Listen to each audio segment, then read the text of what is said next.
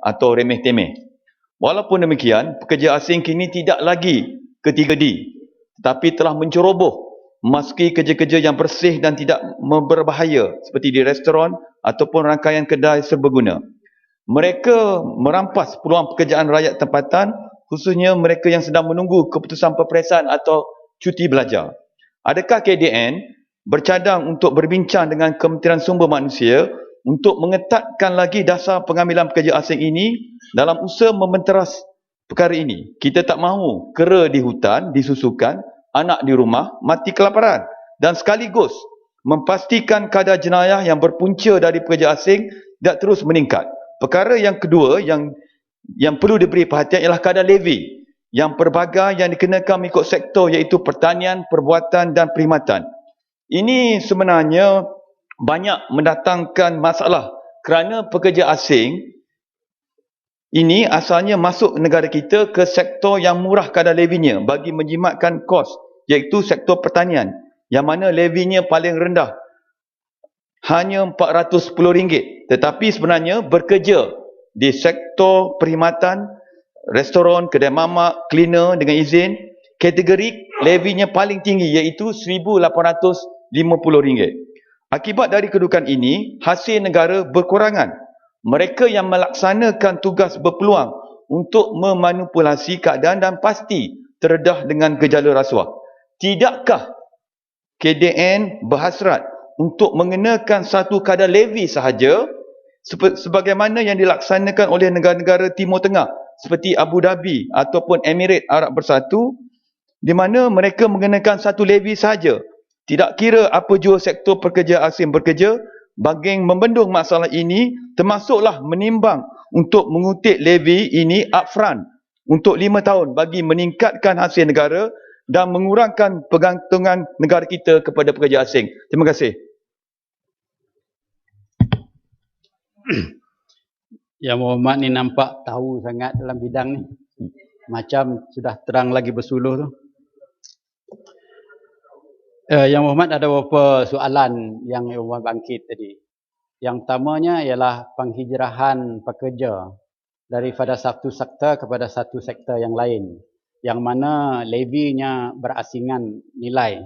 Sebagaimana yang berhormat telah sebut, saya juga ada rekod di sini menunjukkan bahawa levi untuk pertanian ialah RM410 dan levi untuk pembuatan ialah RM1,250 dan levi untuk perkhidmatan ialah RM1,850. Dan kadang-kadang mereka yang bekerja sebagaimana yang berhormat istilahkan sebagai dirty, dangerous and difficult ini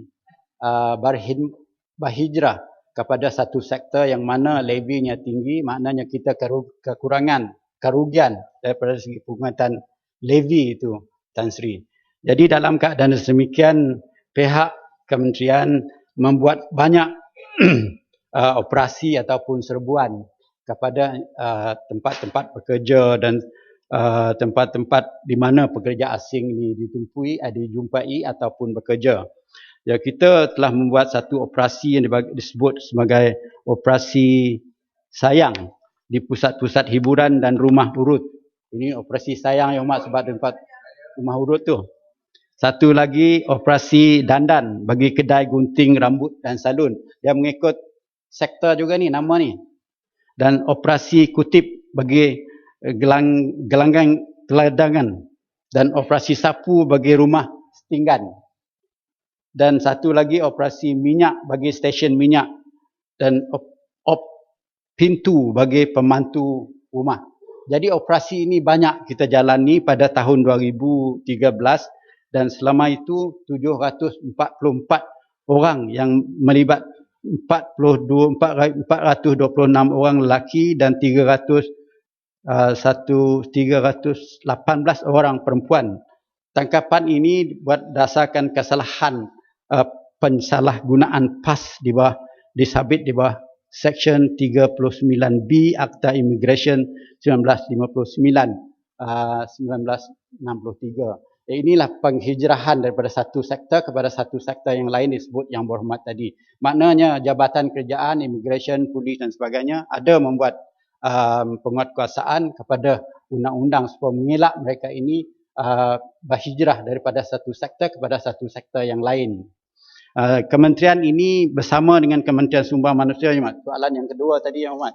Soalan mengenakan satu levy saja. Saya pun amat tertarik dengan cadangan Yang Berhormat itu mengikut apa yang diamalkan di Timur Tengah dan sebagai banyak negara. Menggunakan satu levy supaya penghijrahan ini dapat dibendung. Dan mengenakan satu levy ini masih dalam kajian pihak kementerian bersama dengan pihak agensi-agensi kawal selia yang lain untuk menentukan levy kita boleh ditentu dan apakah nilai levy yang bakal ditetapkan. Tapi kerajaan memang ada membuat kajian yang buat. Terima kasih. Kota Baru. Assalamualaikum warahmatullahi wabarakatuh. Salam sejahtera Yang Berhormat Tan Sri Yang Di-Pertua. Terima kasih kepada Yang Berhormat Menteri yang telah memberi jawapan yang cukup mantap pada pagi ini. Saya ingin mendapat sedikit penjelasan mengenai pendatang-pendatang ataupun pekerja-pekerja asing ini apabila mereka berada di dalam negara kita yang juga disentuh sedikit oleh Tanah Merah tadi, ada di kalangan mereka yang terlibat dengan kegiatan jenayah dalam negara kita ini, pecah rumah, rompak dan sebagainya.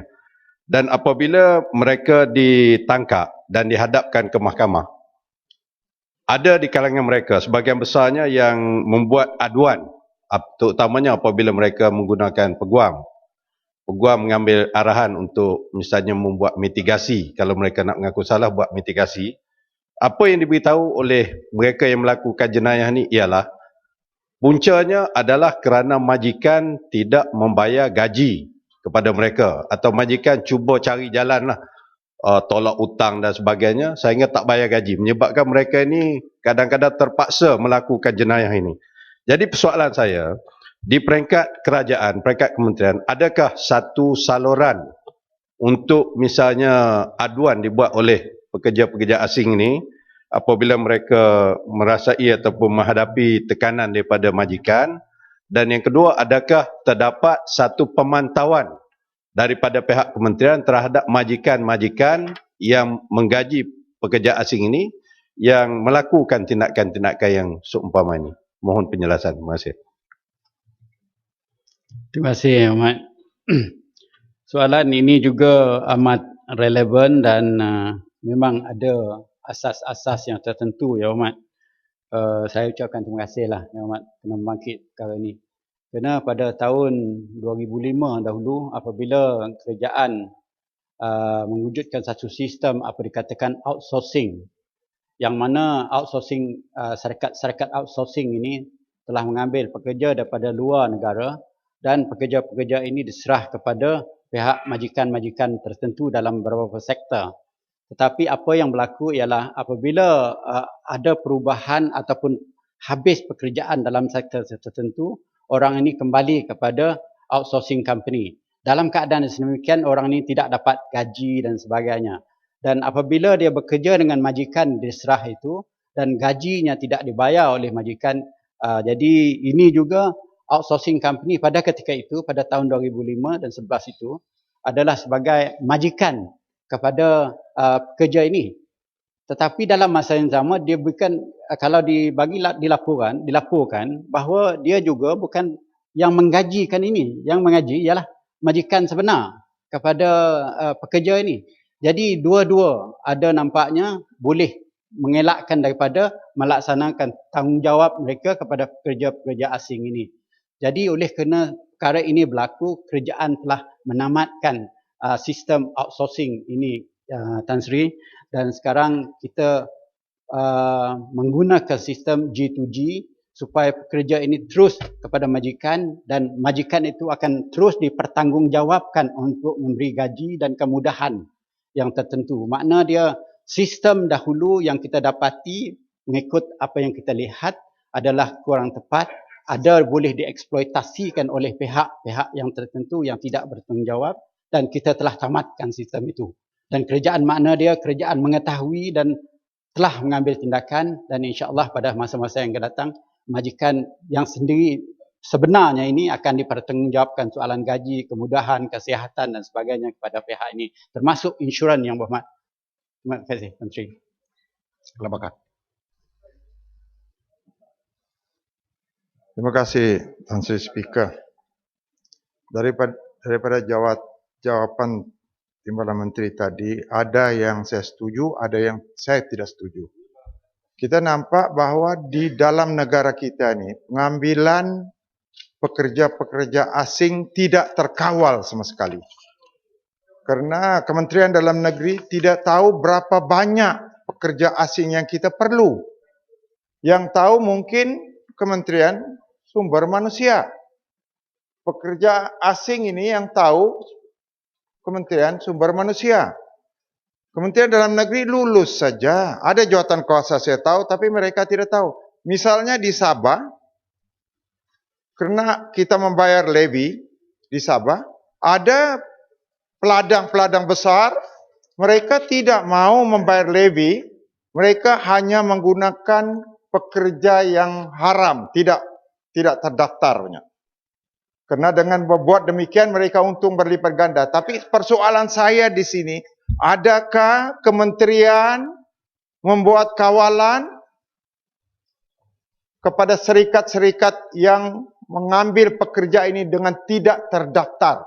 Saya tidak nampak ada di Sabah. Terima kasih.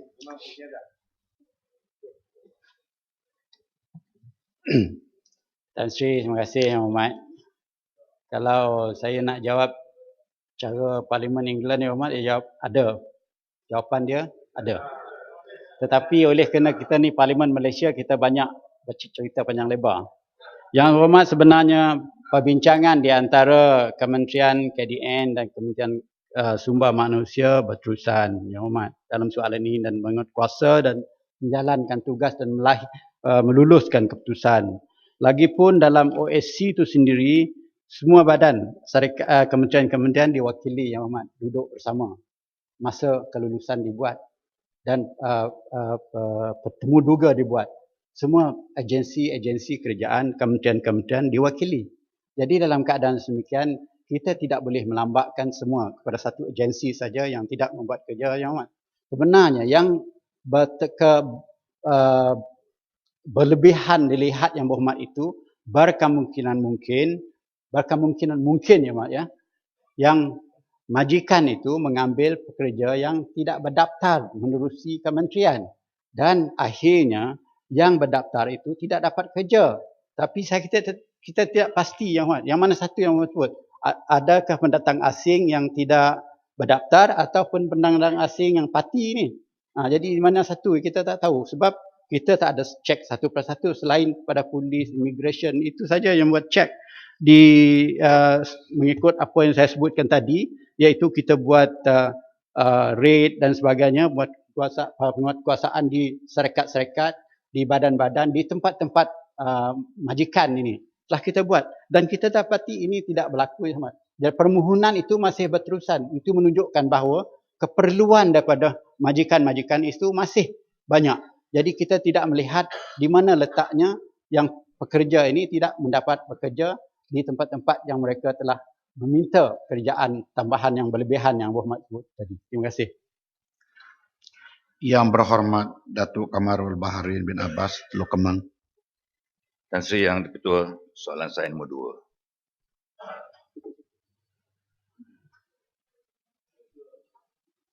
Saya betul, terima kasih kepada Teluk Kemang. Teluk Kemang bertanya tentang plan strategik kebangsaan untuk penyakit tidak berjangkit ataupun NCD. Penyakit tidak berjangkit adalah seperti kencing manis, darah tinggi, kardiovaskular macam seperti stroke, kanser dan juga COAD ataupun chronic obstructive airway disease seperti asma dan lain-lain penyakit yang kena-mengena dengan berpau. Jadi plan strategik kebangsaan untuk penyakit tidak berjangkit ataupun National Strategic Plan for Non-Communicable Diseases telah pun disetujui oleh Jemaah Menteri pada bulan Disember 2010. Dan satu Jawatankuasa Peringkat Kabinet telah ditubuhkan yang terdiri daripada 10 kementerian. Dan jawatankuasa ini telah pun mengadakan mesyuaratnya. Objektif utama ialah mengurangkan beban penyakit NCD di Malaysia ini dan indikator utama yang telah digunakan ialah penyakit kencing manis dan obesiti. Dan setakat ini, tuan-tuan dan puan, kempen adalah berkenaan dengan diet, nutrition, exercise dan juga tidak merokok, kempen tidak merokok. Betul. Teluk Kemang. Terima kasih Tan Sri. Dengan soalan ni jawapannya saya begitu pendek.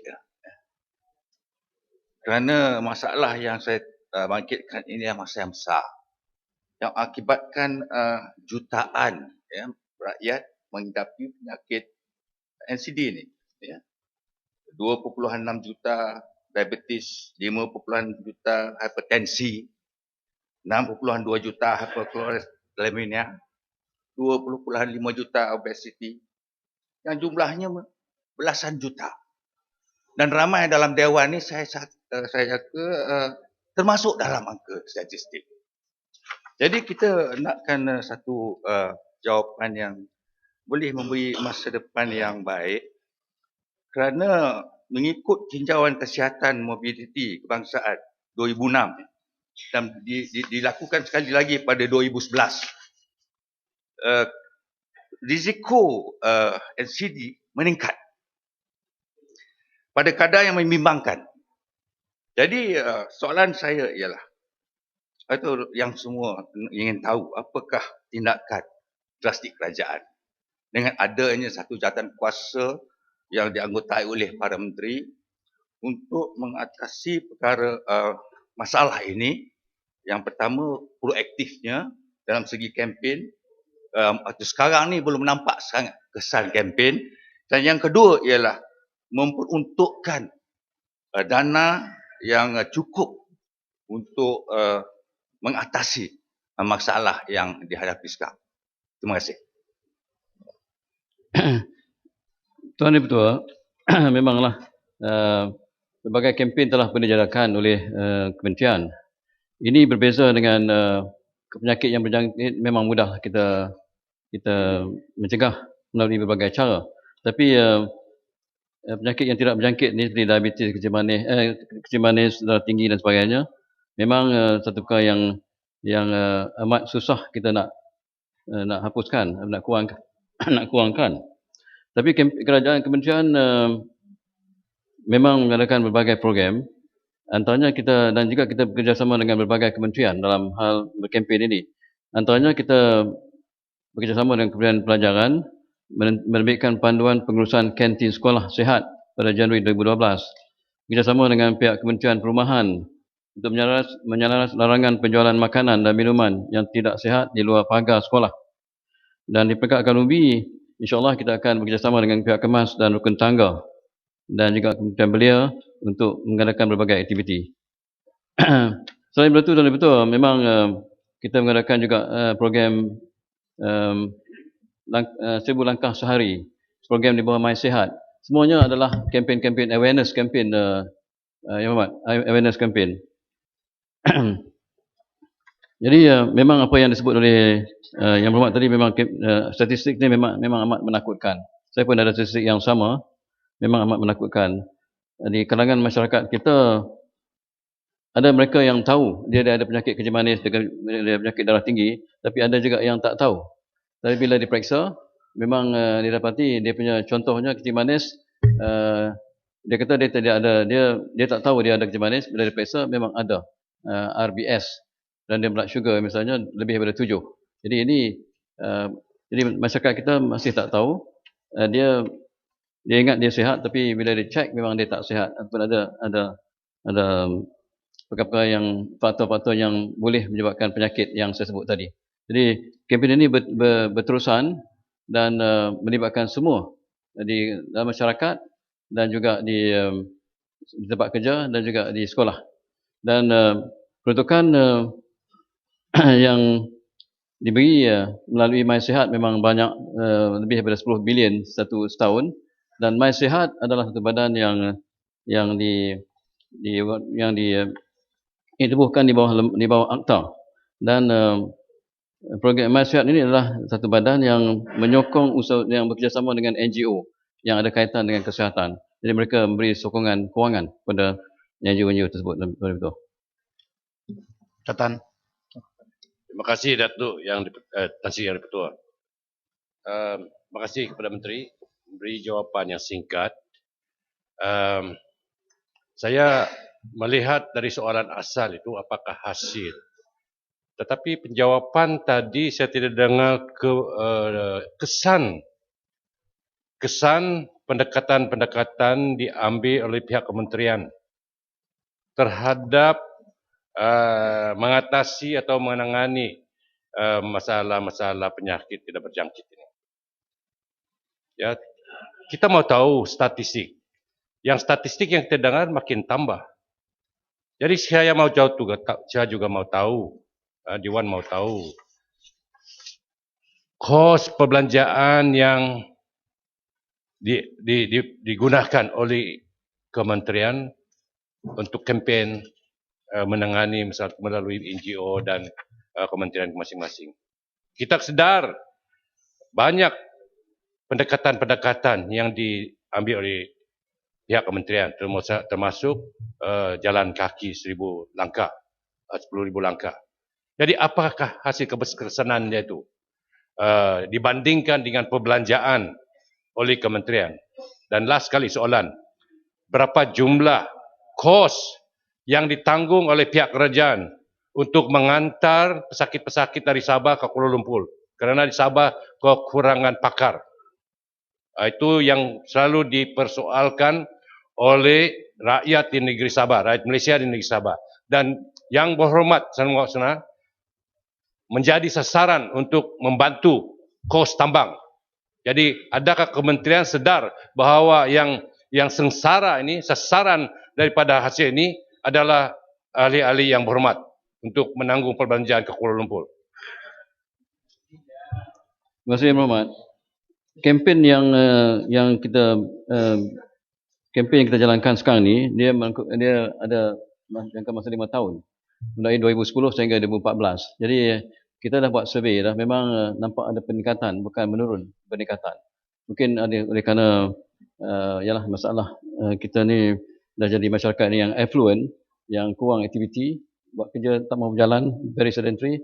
Jadi kempen awareness campaign dan betul dia memanglah makan masa dan nak ubah budaya masyarakat Malaysia lebih kepada yang aktiviti sihat, memang makan masa yang panjang. Tapi kita tidak kecewa, kita akan teruskan melalui berbagai cara yang saya sebut tadi, melalui kerjasama dengan kementerian-kementerian, kerjasama dengan badan-badan NGO, kerjasama dengan badan-badan sekolah-sekolah dan sebagainya. Jadi masing-masing agensi mengeluarkan produk masing-masing. Yang saya tahu cuma yang MySihat, dia ada yang telah dikeluarkan lebih kurang 10 juta setahun. Dan soalan yang berhormat tentang kos menghantar pesakit daripada Sabah ke Kuala Lumpur, yang ni saya perlu notis, tidak ada maklumat. Pangkalan Cepa. Terima kasih Tan Sri Yang Di-Pertua. Terima kasih Menteri. Mengikut data 2010, penyakit diabetik hypertension dan obesiti, Malaysia mencatat tertinggi di kalangan negara ASEAN. Dan bagi penyakit kencing manis, diabetik kontrol kita adalah setara dengan negara Bangladesh, iaitu bacaan HbA1c-nya ialah 8.6%. Di sebalik soalan saya, di sebalik plan strategik yang ada, plan strategik kebangsaan untuk penyakit tidak berjangkit ini, nampaknya kita masih gagal untuk mengawal penyakit diabetik. Soalan saya, apakah punca-punca kegagalan kempen kita ataupun kegagalan kita untuk mengawal penyakit kencing manis Malaysia? Sekian. Betul. Ini ada kena-mengena dengan cara hidup kita lah saya sebut tadi. Cara hidup kita memang ini ada tendensi ini adalah untuk kita kurang exercise. Dulu tak banyak hiburan yang lain, kita banyak exercise ya. Hari ini kurang. Jadi kita memang menggalakkan aktiviti-aktiviti yang berupa exercise. Macam saya sebut tadi 10,000 langkah sehari, berbasikal. Ada kementerian-kementerian yang telah pun menggalakkan pekerja masing-masing pegawai untuk berbasikal. Sama sama ada pergi kerja ataupun berbasikal selepas kerja. Dan ada pihak yang ada kementerian yang dah adakan gym untuk bekerja mereka masing-masing untuk exercise. Jadi kerja ni sebenarnya adalah menyeluruh, bukan hanya kementerian yang patut buat kerja ni, tapi seluruh masyarakat lah. Jadi kita nak salahkan kerajaan, nak salahkan kementerian saja tak boleh lah, kerana seluruh masyarakat terlibat. Ya, jadi kalau ikut statistiknya macam disebut tadi memanglah amat mengecewakan, kerana sebenarnya meningkat sedikitlah, meningkat 2-3%. Tapi insya-Allah kita akan usahakan terus untuk mengurangkan NCD ni juga. Yang berhormat Dato' Othman bin Aziz Jerlun. Terima kasih Tuan Yang di-Pertua.